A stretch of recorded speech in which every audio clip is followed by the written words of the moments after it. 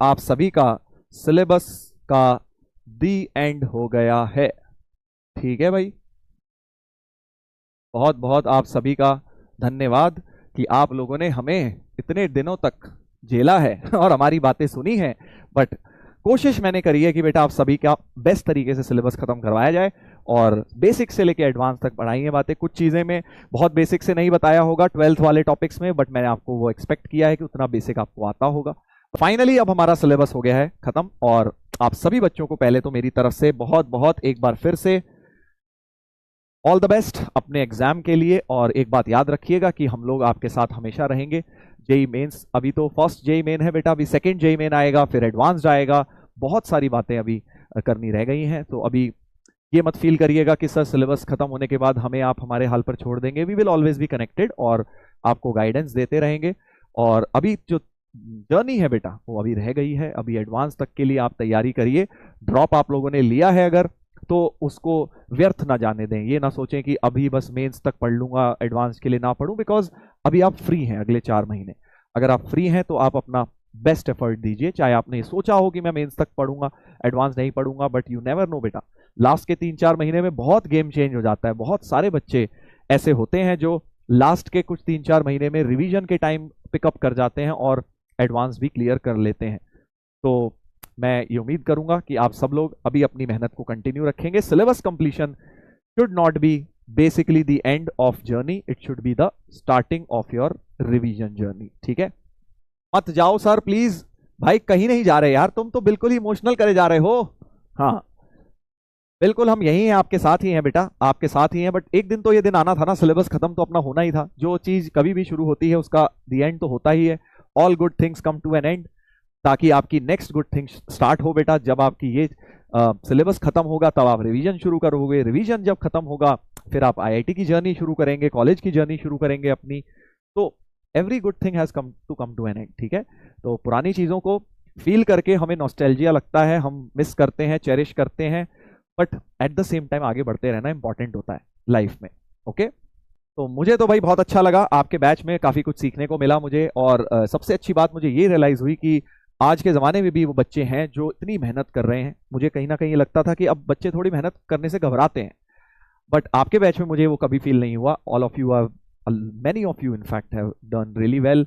मेहनत आप करे जा रहे हैं, करे जा रहे हैं, बस अब रिवीजन और अच्छी तरह कर लेना। आई नो कई बार उतना आउटपुट हमें नहीं दिखता है जितनी मेहनत हमने की, बट वो इसलिए क्योंकि आपने यार 6 महीने में, 7 महीने में 2 साल का सिलेबस पढ़ा है। अब आप जब रिवीजन करेंगे अगले 3-4 महीने, तो आपका अब एक्चुअल में जो आउटपुट आना है बेटा वो अब आएगा। इसीलिए मैं बार बार बोल रहा हूँ कि ये जर्नी खत्म नहीं हुई है। आप ये सोच के चलिए कि रिवीजन तो अभी शुरू हो रहा है, तो अब अगले 4 महीने अपने आप को बहुत अच्छी तरह से तैयार करिए और आपको जरूर आगे सक्सेस मिलेगा। सर आपसे अलग सा अटैचमेंट हो गया है बेटा, मुझे भी हो गया है तुम सबसे अटैचमेंट, और है ही हो गया है। क्या होता है, मैं कहीं जा थोड़ी रहा हूँ, आपके साथ ही हूँ बेटा। कभी भी आप आएंगे, मिलेंगे हम लोग, और आगे भी हम मिलते रहेंगे बैचेस के अंदर। वीडियो कॉल, चलो वीडियो कॉल कर लेते हैं, ऐसी क्या बात है, बस आवाज नहीं आएगी यार, तुम्हें बता दूंगा। चलो मैं जो भी बच्चा होगा, शिवांग सर आपकी आदत हो गई है रोज 1:30 मिलने की, मेरे को भी हो गई है यार। इतने दिनों से हम 1:30, मेरा फिक्स शेड्यूल हो गया था कि सुबह आपकी पीपीटी बनानी 10 बजे से और 11 बजे तक, उसके बाद फिर स्टूडियो आना 12 बजे, 12:30 1 मतलब 12:30 तक, फिर आप लोगों की क्लास लेना। तो मेरा भी बेटा शेड्यूल बन गया और मुझे भी आप लोगों की बहुत याद आएगी।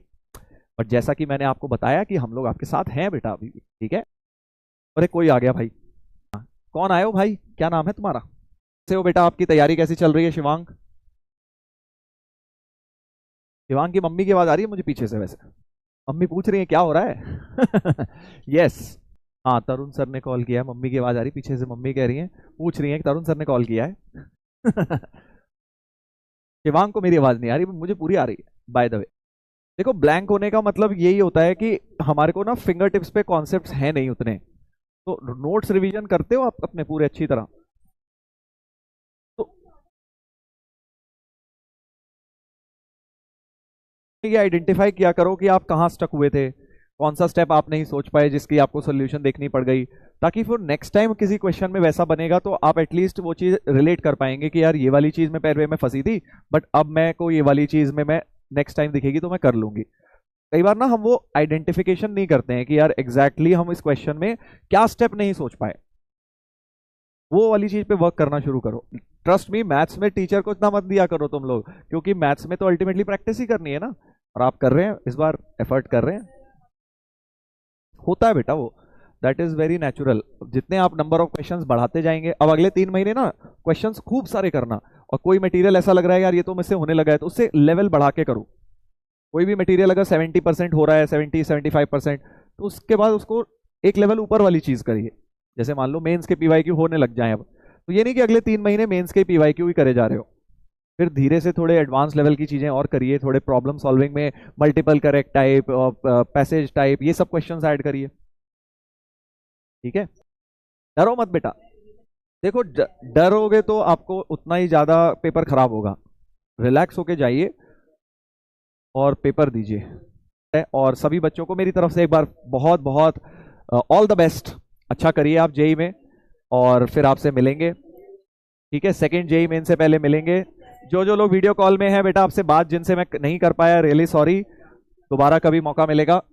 और जो बाकी लोग जिनको कॉल में नहीं कर पाया, आप लोगों को भी बेटा सॉरी, कहीं आपको ये फील हो रहा हो सर ने मुझे फोन नहीं किया बेटा, क्योंकि खुद सोचो ना, लिमिटेड लोगों को ही फोन लगा सकते हैं, बट अपनी तरफ से आई होप जिनसे भी आप लोगों ने बातें करी, जिनकी भी बातें सुनी, उनसे आप भी थोड़ा सा मोटिवेट हुए उनकी बातें सुन के, और उम्मीद करता हूं कि आप लोग अपनी तैयारी को बेटा ऐसे ही करते रहेंगे, बढ़िया करके एफर्ट करते रहेंगे, हार्डवर्क करते रहेंगे, और अपना रिवीजन बढ़िया करके करेंगे। यहां से जो 3-4 महीने बढ़िया एफर्ट कर लेगा, डजंट मैटर पिछले 6 महीने में देखो जिन्होंने खराब किया, जिन्होंने पढ़ाई नहीं करी, वो तो ऑब्वियसली बाहर हो गए कंपटीशन से, बट जिन्होंने अच्छा किया है वो बच्चे अगले 4 महीने में कैसा करते हैं वो डिसाइड करेगा कि वो आईआईटी जा पाएंगे, एनआईटी जाएंगे और किसी कॉलेजेस में पहुंच पाएंगे, ठीक है। तो अगले 3-4 महीने की जो मेहनत है ना बेटा, उसको प्लीज आप लोग बहुत सीरियसली लें, क्योंकि अभी बहुत पिक्चर बाकी है। अगर आप मेहनत करते रहे तो भी आईआईटी का भी सफर सबके लिए पॉसिबल है। कोई भी बच्चा ये ना सोचे कि मैं बस मेंस के लिए कर लूं, क्योंकि बेटा वो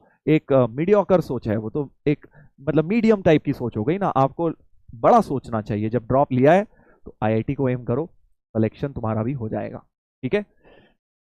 चलिए, सो बहुत बहुत धन्यवाद एक बार अंत में आप सभी बच्चों को, finally the end, thank you और wishing you all the very best for your exams. मिलेंगे बेटा जल्दी ही, तब तक के लिए थैंक यू सो मच।